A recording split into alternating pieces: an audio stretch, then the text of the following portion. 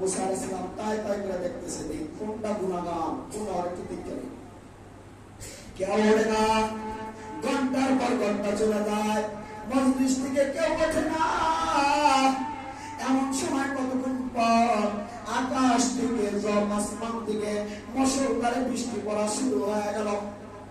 এবার হযরত মুসা আলাইহিস সালাম আল্লাহ তাআলাকে ডাক দেয়া, মাওলা বললাম না এই জায়গার মধ্যে তুমি আমাকে যুগ বানায় দিলা, তুমি বললা নাফরমান গুনাহগার যতক্ষণ পর্যন্ত মজলিস থেকে না যাবে ততক্ষণ পর্যন্ত আসমান থেকে বারিশ বর্ষণ হবে না, বৃষ্টি হবে না।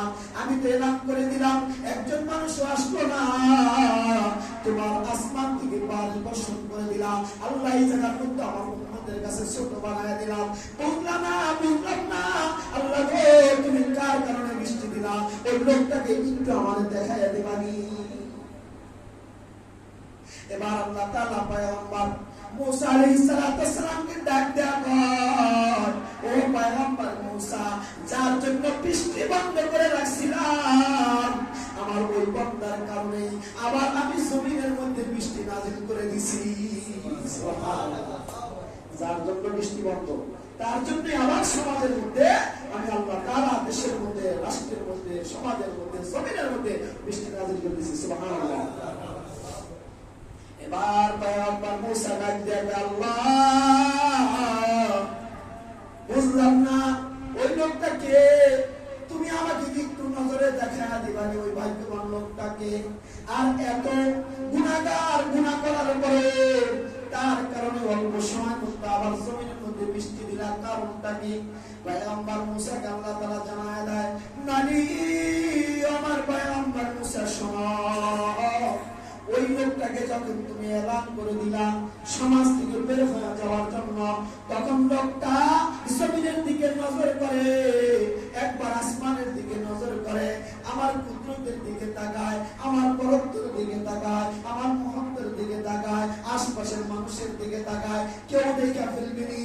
আমার চোখ দিয়া দরদর করে পানি পড়ে, আমি পানিগুলো কোনায় আসার সাথে সাথে মুছে পালাই, গালের মধ্যে আসতে দিই না। মানুষগুলো আমার দিকে তাকাইবার বলবে এই লোকটাই গুনাহগার।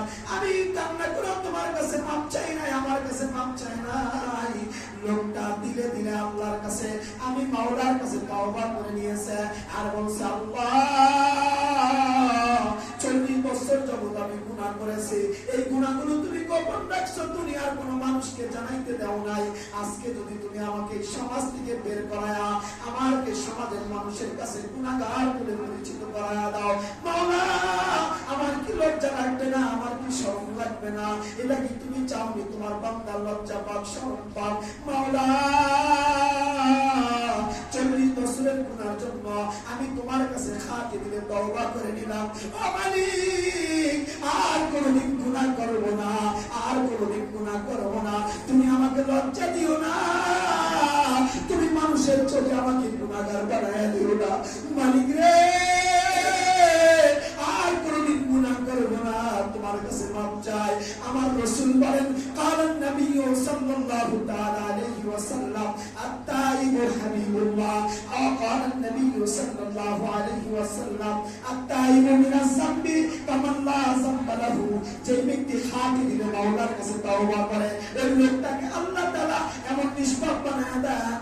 80 বছর, 90 বছর, 100 বছর গুনাহ করেছে, আল্লাহর কাছে খাঁটি দিলে তওবা করেছে, আমার মাওলা কেমন নিষ্পাপ বানায় দেয়, গুনাহগুলো মাফ করায় দেয়। কেমন যেন সবেমাত্র তার মায়ের পেট থেকে নবজাতক শিশু দুনিয়ার মধ্যে আসার পরে যেমন তার গুনাহ থাকে না, এই নবজাতক গুনাহগার নবজাতক শিশুর মতন বেগুনাহ বানাইয়া আমার আল্লাহ তাআলা জমিনের মধ্যে তাকে রাইখা দেয়।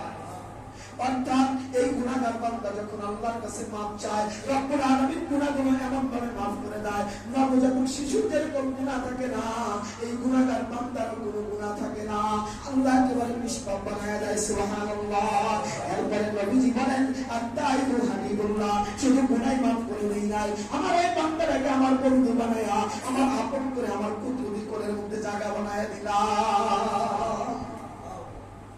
কয় মুসা এমন ভাবে তওবা করছে, কেউ বুঝতে দেয় নাই, একমাত্র সম্পর্ক আল্লাহকে আর আমার লাগে, একমাত্র ও কইছে আর আমি শুনছি, আমি ওর জন্য অভিমান করছি ওর উপরে, যে আমার নাফরমানি করছে